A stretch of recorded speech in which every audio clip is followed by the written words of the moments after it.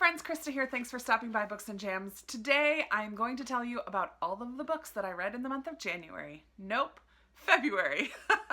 February was another fantastic reading month for me. I read 12 books, which is amazing, and most of them were really enjoyable, which was a lot of fun. I think I only read 2 that were recommended to me by you guys, and they were the first 2 books I read in the month of February, and unfortunately I accidentally deleted the clip on my phone where I talked about those 2 way back at the beginning of February after I read them. So I'll talk about them again now. The first book that I read is Kindred by Octavia Butler. I am really glad to say that I loved this book. I did give it 5 stars, which is amazing because I did read Parable of the Sower by her and didn't like it really much at all. This one was very different though. It's somewhat sci-fi in that there is some time travel element to it. Dana is newly married, lives in California with her new husband. She's a black woman, her husband is white. And that comes into play because one day they're moving into their new apartment and she is transported back in time to antebellum South and has to save the life of this young white plantation owner's son named Rufus. The time travel element was super confusing. It didn't seem to be much rhyme or reason. Much time could pass in the 1800s time period, but when she goes back to her present day, which is in the 70s, it's only been a few minutes, sometimes hours, sometimes days, but the time doesn't match up. It was very interesting. I don't read a lot of time travel books, so I found it to be pretty interesting. But it was also a very hard read, very brutal. Dana experiences, as a black woman, life on a slave plantation in the South. So all that entails, the brutality, the injustice, the way that people really snap to conclusions just because of her skin color. It was really, really a difficult read and yet so captivating at the same time.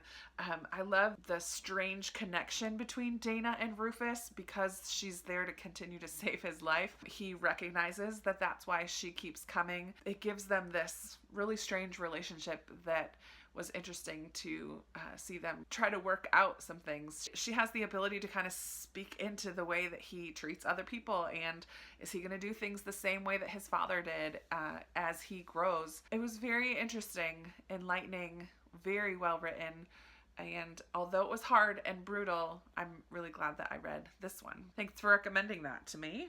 The second book that I read in the month of February, I did not love, and it's a very unpopular opinion. I fully expected to love it because it is a World War II historical fiction, and that is The Tattooist of Auschwitz. And I forget the author, but I will put the picture here. This book was so highly praised. It's a relatively new book, but people who've been reading it really, really loved it. I buddy read this one with Lindsay's Little Library and A Novel Path. I will link those ladies down below, and I loved buddy reading it with them. However, I did not love this book. I at first thought it was maybe YA, and that is why the writing seemed a little bit juvenile and abrupt. The pacing was not good. The dialogue between characters was not good. But I don't know that it is YA. I think it's an adult book. I don't know. So this is based on a true story of Lale and Gita, who meet in Auschwitz, and the job that he's given is to tattoo the numbers on people's arms. And it just tells how they meet and their love story. It did seem so far-fetched because of the writing problems that I had with this book, and because of the pacing issues, and because, I don't know, I just didn't feel connected to their story. I didn't believe the romance, and I really was disappointed because I love World War II historical fiction, and this one just didn't cut it for me at all. It had a couple good moments, but ultimately I gave The Tattooist of Auschwitz only 2 stars. Big bummer. Big bummer. I have a few more books to talk to you about that I have read already in February. The first of those is one that I first heard about on Instagram, and now since then I've heard tons of people on BookTube talk about it as well. This is a very popular book. Towards the end of last year, I think it made it into a lot of people's best of 2018 lists.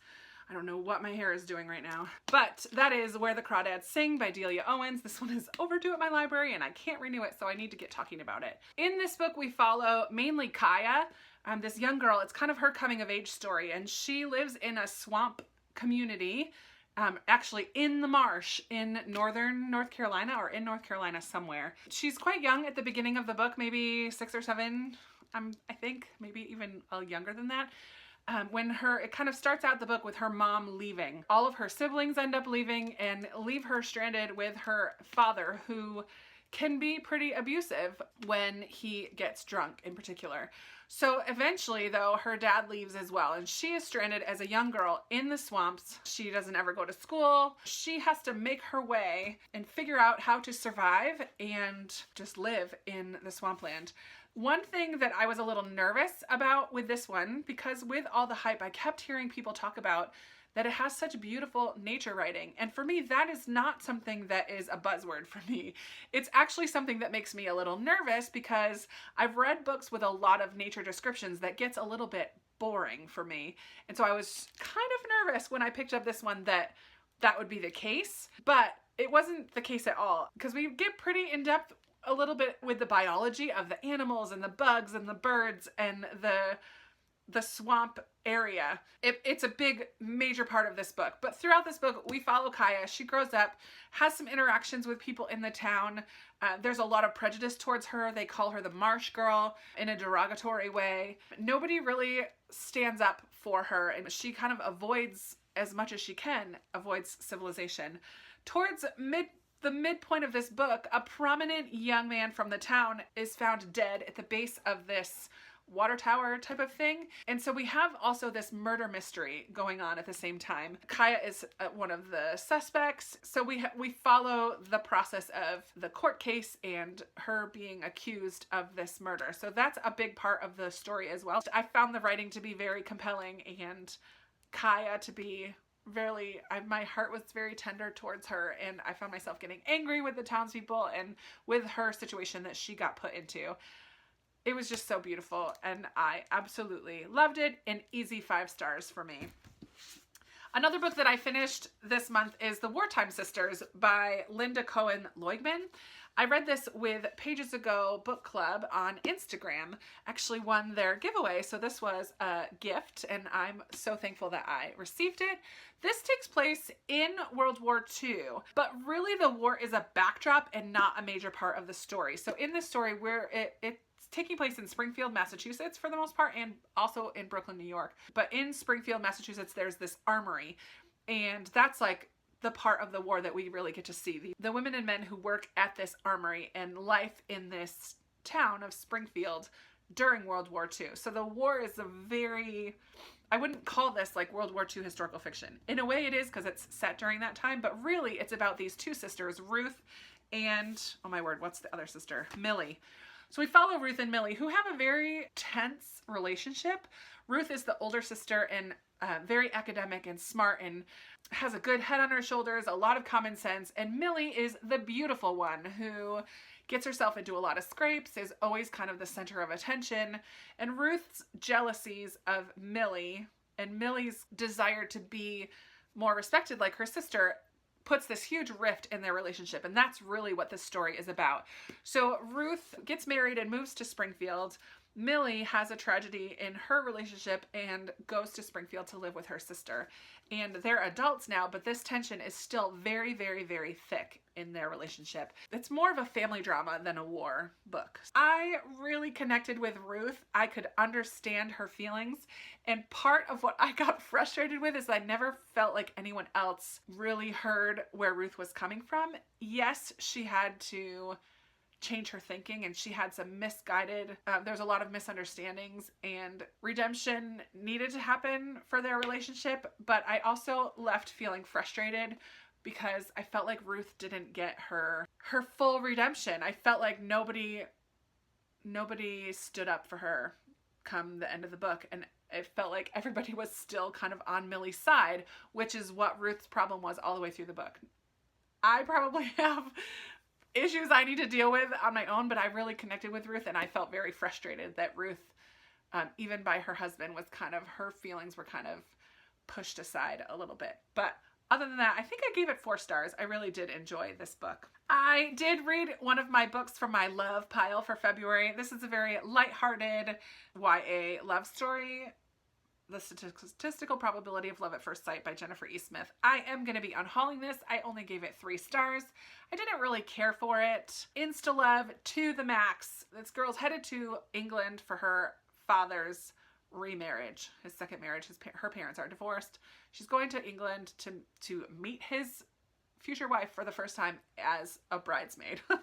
She misses her flight, has to go on the next flight, and in that layover time, she meets this boy. They end up sitting next to each other on the plane, having really great conversation, and ultimately falling in love, which blah, blah, blah. It was very cute. I thought the part where it was this girl dealing with her parents' relationship to be much more compelling than the relationship with the guy. I didn't really buy it. I didn't care for it. It was an okay read. It was super quick, but I'm not going to be keeping this one on my shelves. And then for my Goodreads read-along group, this month we read The Great Alone by Kristen Hanna. I'm so glad that I finally read this book. Oh man, everybody was right when they talk about how wonderful it is. And I kind of find it interesting that I read these two in the same month because there are a lot of similarities. In The Great Alone, also, we have a coming-of-age story of this young girl. We also have this setting that comes alive, and in this book, it's Alaska. In the other book, it's the hot marshes of North Carolina. In this one, it's like the freezing cold, isolated, dark during the winter, but so beautiful and so brutal landscape that is Alaska. And it really becomes an integral part to the story. Just like the marsh is an integral part to where the Crawdads sing, Alaska is so integral to this story. It's almost its own character. In this book, we follow Lenny and her father and mother. Her father was a soldier during the Vietnam War and comes back with PTSD, undiagnosed PTSD. And he moves his family to Alaska to kind of start over. They move in the summertime and everything seems to be going really well.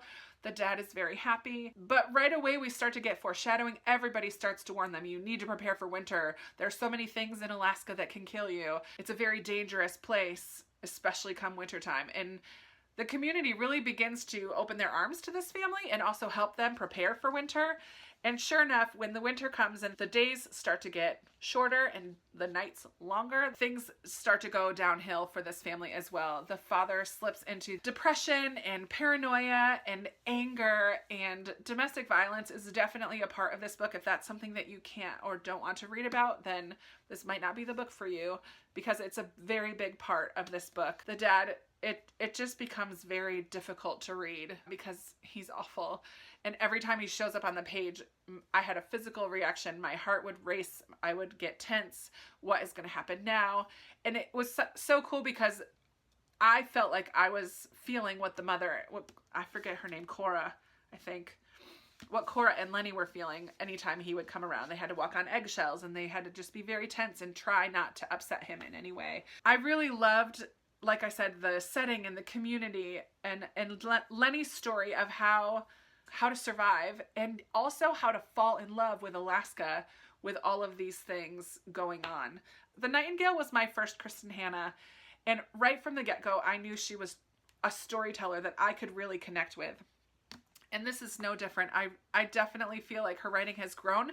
I still absolutely love her storytelling ability. I was just so captivated and captured by the story of Lenny and her family, and she makes me feel so many things, and I loved it. Another easy 5 stars for me. Hi friends, I have a few more books that I finished in February that I want to talk to you about. I've decided to sit outside for a little while because we've had a lot of rain over the last couple days and it's finally like sunny and somewhat warm. It's like mid 60s, which is nice. It's just nice to be able to be outside for a little bit. So sorry if you can hear birds and airplanes and cars and all that jazz. But I have 3 more books that I finished that I want to talk to you about. The first of those is Betsy and Tacy Go Over the Big Hill by Maud Hart Lovelace. I am participating in the Betsy Tacy read-along for 2019. It's a read-along that lasts the whole year long where we're reading all of Maud Hart Lovelace's books, and I've never read them before, so this has been a lot of fun. This is the 3rd book in the series, and in this one, Betsy and Tacy are 10. They turn 10 right at the beginning of the book, and it's kind of a big deal, double digits, like they feel like they should be all grown up. Something that I liked about this one is that I felt like the story was a little more continuous instead of each chapter being a separate adventure that they go on. It felt like there was a little bit more flow. I think that will continue to change and get more and more like that as they get on. A big part of this story is that Betsy, Tacy, and Tib want to make Tib a princess, but their big sisters, Katie and Julia, also are playing at this princess game. And so it turns into this big fight, and the dad comes up with this solution of getting petitions drawn up and see who can get the most signatures to be the princess, and I just thought it was super funny. But along the way, Betsy, Tacy, and Tib all go to have a picnic on this big hill. They walk a little farther than they normally have, and they end up in this camp of Syrian refugees. They meet this little girl. We hear so much about Syrian refugees today that it kind of surprised me that there were Syrian refugee camp in this book. I loved it though. I loved that Betsy and Tacy kind of stood up for this little girl at one point and was being made fun of by other kids, and Betsy and Tacy stand up for her because they've made this friend, and eventually they end up going down into this village. They make friends with all these people and have all of these new cultural experiences that gets connected with this princess story towards the end. It just was a lot of fun to read. I really enjoyed it a lot. Another book that I finished this month was Girl at War by Sarah Novick. So in this book, we follow Anna, and it's kind of her war memoir of what it was like to live in Zagreb, Croatia at the beginning of the Balkan War. It was really interesting to read about it from the perspective of an 8 to 10-year-old girl. We kind of learned about things as she did. She had a level of naivety that at times was a little frustrating. I wanted to know more about the different reasons behind things, and we didn't get that because we were reading from the perspective of an 8-year-old. And also things were pretty serious, like a lack of food and starving and these gunshots and air raids, and everything had a little air of lightness about it because we were seeing it from the perspective of an 8-year-old. It was just so normal for her. I don't know how to describe it. It was very interesting. But then we kind of jump ahead in part 2 somewhat abruptly. 10 years later, she lives in the United States and has to give a speech at the UN about being a child during wartime, a child soldier even. So we learn about some situations that we didn't read about yet, and then she ends up traveling back to Croatia. So I'm going to turn so I can rest my arm. In part 3, we find out that she travels back to Croatia. There are some pretty serious situations here, which you would expect from a war novel. And it was very interesting to read because, number one, I have been to Bosnia, which was a part of the former Yugoslavia and a very integral part in the war of the Balkans, the Serbs versus the Croatians, and Bosnia is kind of right in the middle. So I've been there. I don't remember what year it was that I went there, 2005 maybe? Regardless, it was 10 years after the war, and there were still a lot of after effects. Still buildings that were bombed out, still the kids had to be warned about mines that may not have been undone. I don't know the word, I can't think of it.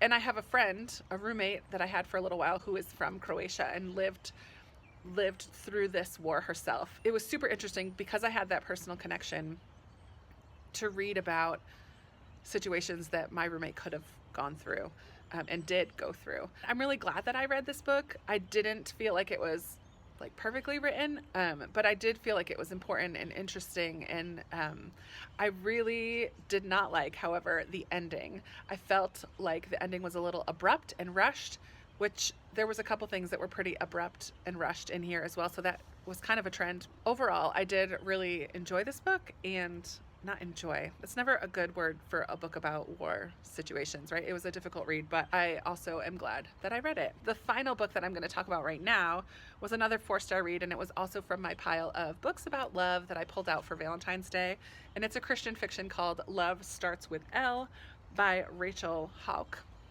I don't know how to say her last name. This is a Christian fiction romance about this girl in the South. It takes place in North Carolina, I believe. We follow Elle, who lives in South Carolina. She is, at the very beginning of the book, becomes engaged to this important pastor, young man, handsome. Things don't work out quite as she expects, and the engagement is broken off. She had rented out her cottage to this single father named Heath and his little girl. She ends up living in the studio over the garage. She is an artist. She has an art gallery. Art plays a big part of this. It was just a rather lighthearted, fun read. Some Christian fiction aren't very heavy on the faith elements. This one is, so if that's not something that you enjoy, I think her relationship with God, or Heath's relationship with God, or Jeremiah, the fiance, God plays a very major part in this book, and he is talked about on just about every page. So I really enjoyed that. I thought this was very encouraging and inspiring and challenging at times, but also just a fun romance as well. But if faith-based books are not your thing, this was a little heavy-handed on the faith aspect of things. So I just wanted to say that as well. But it was a fun read, and I ended up giving it 4 stars, I think, or 3. I don't remember. I'm so bad with stars. But that is it for this section of my wrap-up. Stay tuned. I probably have 1 or 2 more before the end of the month, so we'll see. After all of that, I was ready for some fantasy, and I wanted to make some progress on my series shelf. So I did pick up The Heart of Betrayal by Mary E. Pearson. And I can't tell you much about this because it is book 2 in a trilogy. The Remnant Chronicles is the name of it. And in this book, we follow Leah and Rafe and Caden, who we meet all in the first book. And I can't tell you much about the 2 male characters. But in the first book, Leah, she's the first daughter of a kingdom, and she's promised to marry the prince of another kingdom, but she decides she doesn't want her choices made for her. She wants to make her own choices, and she runs away with one of her handmaidens / close friends. And in book 1, the prince who she was supposed to marry, as well as an assassin from a third kingdom, find her, and we don't really know until closer to the end of that book which is the prince and which is the assassin. In this book, we continue to follow Leah as she steps more into who she is. She finds out more who she is. She goes through some struggles and trials. She ends up in another kingdom and has to be pretty strong. And there's also this, there's not much magic for being a fantasy book. There's not a big magic system. However, there is what they call this gift that mainly women have, where they kind of hear and see things that help. And Leah was told that she did not have the gift as she was growing up, but turns out she does, and she just develops that a lot more in this book. I really enjoyed this, and even though I finished it towards the end of the month, I wanted to continue and read the third one, which is humongous. But I did it in like 4 days because I really wanted to wrap up the story, cross off another series from my shelf. I was very proud of myself, and I'm allowing myself to mood read this year, right? So this was a total mood read. I just want to finish it. I'm invested in these characters, and I want to know how it all ends. So it's the third book in a trilogy. I obviously can't tell you very much about it. There is a great battle scene right at the end. I felt like the climax was a little late in coming. This one kind of dragged out, maybe a little too long. I'm not sure it needed to be quite this long, but Leah sets things to rights. A couple things that I really do like about this. There is a love triangle, mainly in book 1. It is highlighted throughout book 2 and book 3 as well. I did not like one of the male characters in the love triangle in this book, especially at the beginning. He is quite a jerk, but he realizes that to a degree, but she really realizes that's not how she wants to be treated. So I love the girl power in this book. And actually, there were a lot of strong females throughout the series, which I really appreciated. Sometimes in fantasy, it's very male heavy. So it was nice to have a fantasy book with some really strong female characters. And it did talk a lot about how your strength is not my strength. Like, there are different kinds of strength, and all of those are equally important, which I thought was pretty cool. Yeah, I'm glad I finished up the series. I think I gave them 3 or 4 stars. I don't really remember. 4, maybe? I don't know.